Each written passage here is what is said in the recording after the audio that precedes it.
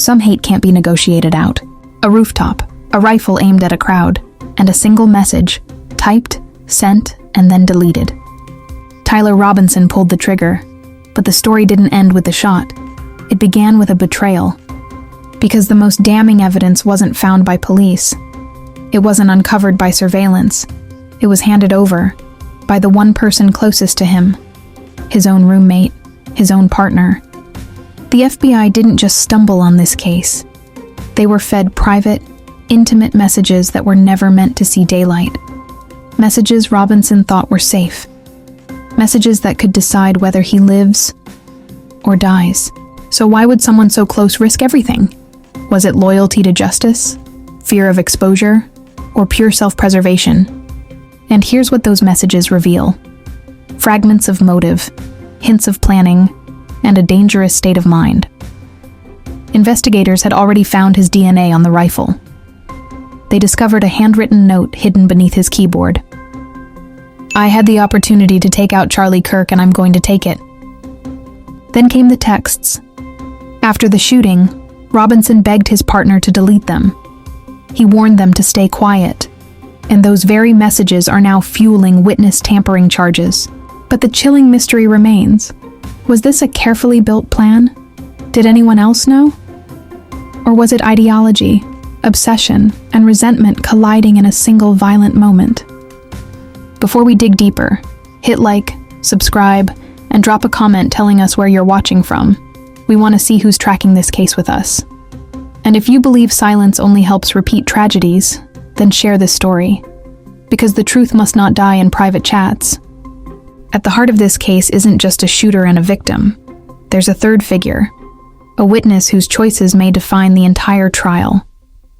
Tyler Robinson's roommate, his romantic partner, a person in transition, navigating their own identity while living under the same roof as a man plotting violence.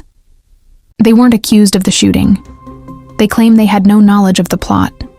Their reaction, according to reports, shock, disbelief, aghast that the person they shared their life with could pull the trigger in such a calculated way. And yet, it was their decision that shifted this investigation.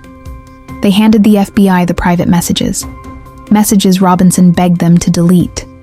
Messages that carried the weight of intent, planning, and guilt. But here's the question that divides public opinion. Why? Was it an ethical duty? A moral stand that justice mattered more than loyalty? Was it fear? Self-preservation? Knowing investigators were closing in? Or was it legal pressure? The realization that withholding those messages might implicate them too? Imagine the internal struggle. Loyalty to a partner versus the responsibility to prevent further violence, or to ensure accountability for what was already done. Turning over those texts didn't just expose Robinson. It exposed their relationship, their privacy, their trust. And now, the debate rages. What is the obligation of someone who sees incriminating evidence in their own home? Are they protecting the public, or betraying the one closest to them? The roommate hasn't been charged, but they live under scrutiny. Some see them as a hero, others see them as a traitor. This case doesn't just test the law, it tests ethics, because in the end it forces us to ask, where does loyalty end and justice begin? If you believe silence in cases like this can enable tragedy, share this with someone who thinks loyalty always comes before justice. It was September 10th, 2025, Utah Valley University, Orem, Utah. Charlie Kirk, a controversial political figure, was standing before a crowd on his American comeback tour. Midday, under the open sky, the energy was tense but expectant. And then, chaos. A single rifle shot cracked through the air. Kirk was struck in the neck. Panic erupted. People scrambled. First responders rushed in. Within minutes, Charlie Kirk was on his way to a hospital, and soon after pronounced dead. Police swarmed the campus. Surveillance cameras pointed to the rooftop. A rifle wrapped in a towel, abandoned near a screwdriver. DNA, later matched to Robinson, was already waiting to tell its story. But Robinson wasn't caught that day. For more than 30 hours, he vanished, sparking a statewide manhunt. FBI images spread online. And then the break. His own father recognized him in the photos. A family friend persuaded him to turn himself in. Robinson was arrested in St. George, Utah, ending the chase but igniting even bigger questions. And at the center of those questions are the private messages that should have stayed hidden, but instead became the most dangerous evidence of all. A single rifle shot, fired from a rooftop, somewhere between 142 and 200 yards away, cut through the crowd. In an instant, Kirk fell, struck in the neck. Screams, chaos, panic. People ducked for cover as first responders rushed toward the stage. Within minutes, Kirk was on his way to the hospital. Not long after, he was pronounced dead. The rooftop told its own story. A discarded rifle wrapped in a towel, a screwdriver abandoned nearby, and DNA, later matched to one man, Tyler Robinson. But Robinson wasn't caught that day. Instead, a manhunt began. Surveillance video from campus security showed a lone figure leaving the scene. Still images were pulled, sharpened, and blasted nationwide by the FBI. For more than 33 hours, Utah was on edge, searching for a killer who had seemingly vanished. And then, the break. His own father recognized him in the photos. Imagine that, seeing your son's face splashed across a federal manhunt alert. A family friend helped persuade Robinson to surrender. He was arrested in St. George, Utah, calmly, without resistance. The chase was over. But the headlines had only just begun. Because this wasn't just another shooting. This was Charlie Kirk, polarizing, political, a man whose presence always drew both loyalty and fury. Within hours, the nation was watching. Press conferences, politicians weighing in, Utah's governor issuing statements, FBI agents digging into motive, ideology, radicalization, media outlets across the spectrum scrambling to frame the narrative. Was this political violence? Was it personal vendetta? Was it something darker? And as America argued, one fact cut through the noise. The key to understanding this crime wasn't found in the rifle, the rooftop, or even the DNA. It was hidden in private messages, handed to the FBI by the one person closest to him. The rooftop was only the beginning. The real story is told in layers of evidence, each one darker, each one impossible to ignore. First, the forensic trail. Investigators found a towel wrapped around the rifle, its fibers stained with DNA that matched Tyler Robinson. The same DNA appeared on a screwdriver left behind on the rooftop, a tool used to prepare his firing position. The rifle itself, a bolt-action Mauser 30-06, a gift from family, was abandoned, discarded like an afterthought. Clothing changed, tracks covered, a shooter who thought he could vanish. But Robinson left more than DNA. He left his intent written in plain sight. Beneath his own keyboard, investigators discovered a chilling note. I had the opportunity to take out Charlie Kirk, and I'm going to take it. Not a random act, not a heat-of-the-moment impulse. This was planned, deliberate, calculated. And then there are the symbols, the kind that prosecutors will use to pierce a jury's conscience. Reports of bullets etched with inscriptions, a scope set up for precision, messages about where to stash the rifle, whether to retrieve it, or leave it hidden in a bush. Every detail shows a shooter who didn't just act. He envisioned the act, step by step. But the most damning layer isn't physical. It's digital. In Discord chats, Robinson confessed, "It was me. I'm sorry for all of this." Private text to his roommate told a darker story, directing them to look under the keyboard for the note, urging them to delete messages, pressuring them to stay silent. Even discussions about where to drop the rifle. These weren't just conversations, they were instructions, an attempt to control the fallout after the crime. And when investigators reviewed surveillance, the cameras told the same story. A lone figure on the rooftop. Images sharp enough for the FBI to release nationwide. Sharp enough for his own father to recognize him. Stack these layers together, and the picture becomes undeniable. Premeditation, in the note and the planning. Physical proof in the DNA and the weapon. witness cooperation in the roommate's surrender of private messages, and obstruction in the attempts to erase, delete, and silence. The prosecution doesn't just have evidence, they have a roadmap of intent, and every piece of it leads straight back to Tyler Robinson. But evidence only tells us what happened. It doesn't explain why, and the why may be even more disturbing than the act itself. On paper, Tyler Robinson looked ordinary. 22 years old, born in 2003, living in St. George, Utah, a quiet apprentice in his third year of an electrical program. No criminal record, no history of violence, some college under his belt. He had even attended Utah State before dropping out. His family? Conservative, Republican, deeply Mormon. The kind of background that usually leans toward tradition, not rebellion. But Robinson himself? He registered as unaffiliated. He was slipping away from the world his parents raised him in.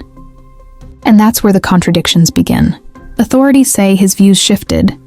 He spoke in favor of LGBTQ+ rights, in stark contrast to his upbringing. His romantic partner, his roommate, was transitioning, a detail that made his break from family values even sharper. But what did that shift really mean? Was it growth? Or was it the seed of inner conflict? Then came the warning signs. Robinson didn't just dislike Charlie Kirk. He despised him. He discussed Kirk's upcoming Utah event. He tracked his schedule. This wasn't casual criticism. It was fixation. An obsession that grew, isolated, under the glow of screens and the echo of online communities. And the most chilling part? Robinson himself gave us a glimpse of his mindset. Some hate can't be negotiated out. Words of moral outrage, or words of justification for something darker. This is where psychology and ideology blur. Was Robinson radicalized online, caught in the endless spiral of forums and feeds where outrage becomes identity? Or was this personal, a storm of resentment, moral idealism, and a need to make a statement no one could ignore? And then, the most intimate layer of all, his relationship with his roommate, a partner, a confidant, someone he trusted with his secrets, someone living through their own transition, their own identity battles. Did that bond keep Robinson tethered? Or did it become another source of strain, pushing him further into the shadows? Because here's the truth.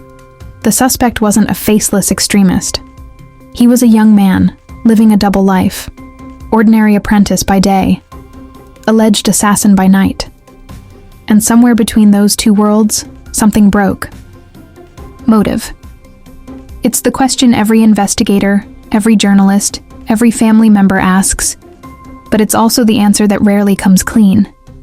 For Tyler Robinson, multiple threads seem to weave together: ideological, political. He openly disapproved of Charlie Kirk's rhetoric, especially when it touched on transgender issues, LGBTQ+ rights, and what he saw as hate disguised as free speech. Personal. Identity-driven.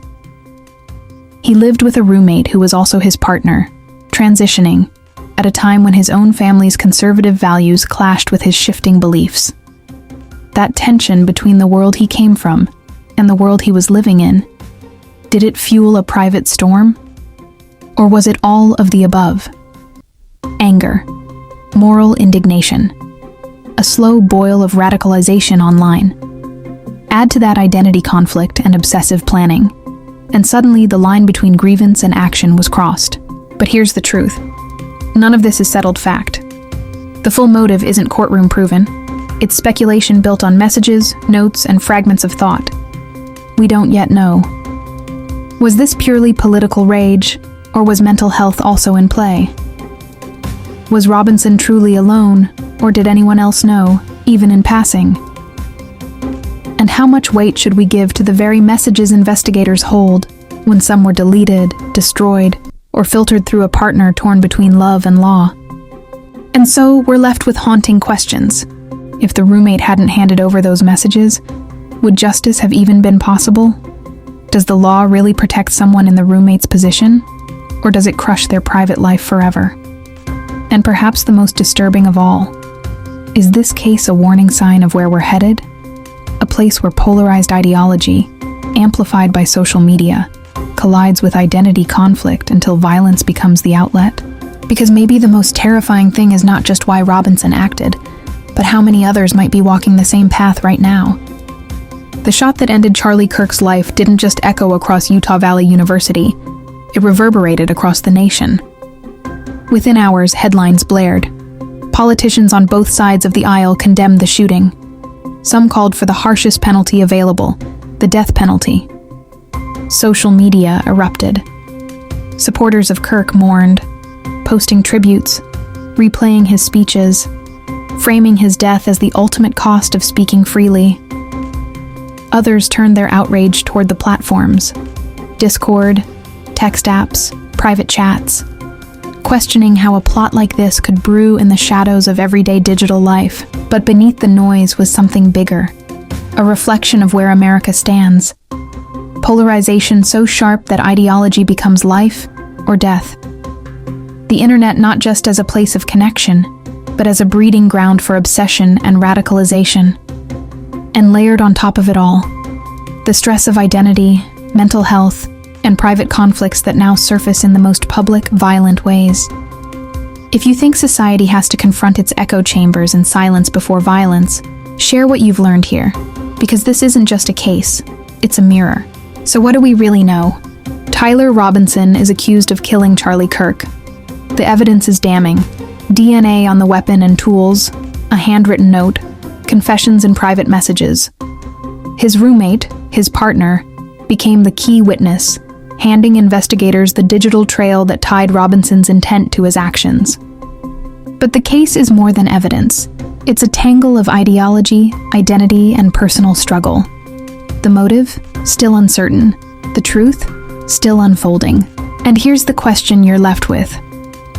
In a society where more and more of our lives play out in private messages, how much should remain private? When those messages hint at terrible acts? At what point does loyalty to someone close to you demand exposure instead of silence? If you found this breakdown helpful, please like, share, and subscribe. It helps more people understand what's really at stake. And drop a comment. Do you think the roommate did the right thing? Would you have? Where do you draw the line between privacy and safety? Because this case isn't over. Prosecutors are pursuing the death penalty. More evidence may still come to light. And with every new detail, the story could change again. Stay tuned, because sometimes what we don't know is just as dangerous as what we do.